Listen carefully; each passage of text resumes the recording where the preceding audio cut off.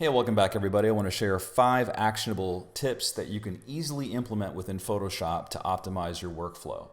The very first tip that I want to show you is enlarging the font preview size. Now, let's say you want to go ahead and enter some text into Photoshop. Normally when you look at your font preview, it's ridiculously small. There's a simple fix that you can do to make the font preview size much bigger. And the way you would do that is by first going back to your selection tool, going up to the type menu, choose font preview size, and choose anything from medium to huge. I like huge, and that's typically what I'm going to go with. If I go back to my type tool and go up to my font menu, you can see that the previews are much, much bigger. That's tip number 1. The second tip is, let's say you have art on multiple layers, and you want to be able to collapse all those layers into one while still preserving your existing multi-layer structure. So how do you do that? The first thing you would do is you would make a new layer, and I'm going to hit Shift Command N, and it's Shift Control N for PCs, and I'm going to make a brand new layer. You have to have a visible new layer in order for this to work. Next, what I'll do is I'll hold down the Shift, Option, Command, E keys. And on the PC, that would be Shift, Control, Alt, E. And what that will do is that will take all of your existing visible layers, merge them into a new layer while still preserving your layer structure. Let's say that you want to be able to see more clearly what's on each layer in your document. Right now, I'll make a small mark.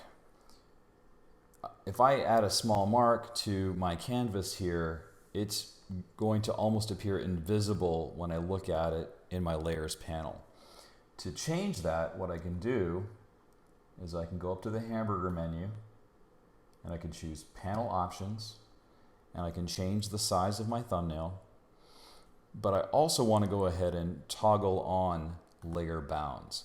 And what layer bounds will do is it will restrict the layer to only show me the item that is on that layer. So if I click OK now, you can see that that mark shows up. So if I make a new layer and say add another smaller object, it makes it much easier and much quicker to actually find small tiny items that might be scattered across multiple layers. And you can also right click underneath the eyeball for any layer to change the color of the layer. So if you're dealing with lots of layers, but you want to be able to easily track specific layers, you can always assign those layers to a specific color.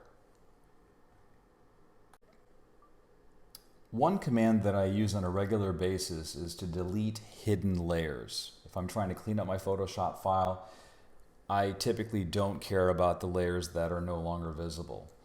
Currently, when I look at the layer menu and go under delete, I don't have a keyboard shortcut assigned for delete hidden layers. Let's change that. To do that, I'm going to go to Edit, Keyboard Shortcuts.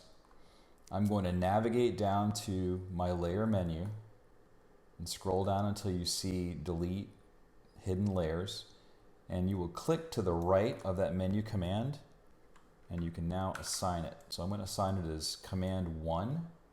And I'm going to click Add Shortcut.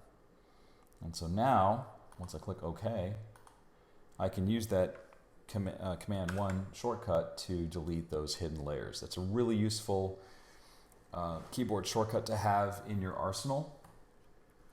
And the last tip that I'm going to go ahead and show you here is how do you add some color coding to your menu items for your commonly accessed menu selections here. So if you go under Edit, Menus, you can look through your menus, and let's just say that I want to maybe go back to that layer option here and scroll down, and maybe I'll assign a color for the delete hidden layers menu item. Well, I can select it, and to the right of the visibility icon, I can go ahead and assign that a specific color.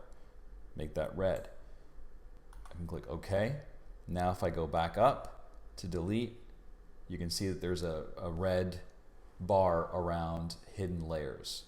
So I hope that these tips are useful for you. They're tips that certainly help me develop more proficiency and speed in my own Photoshop workflow.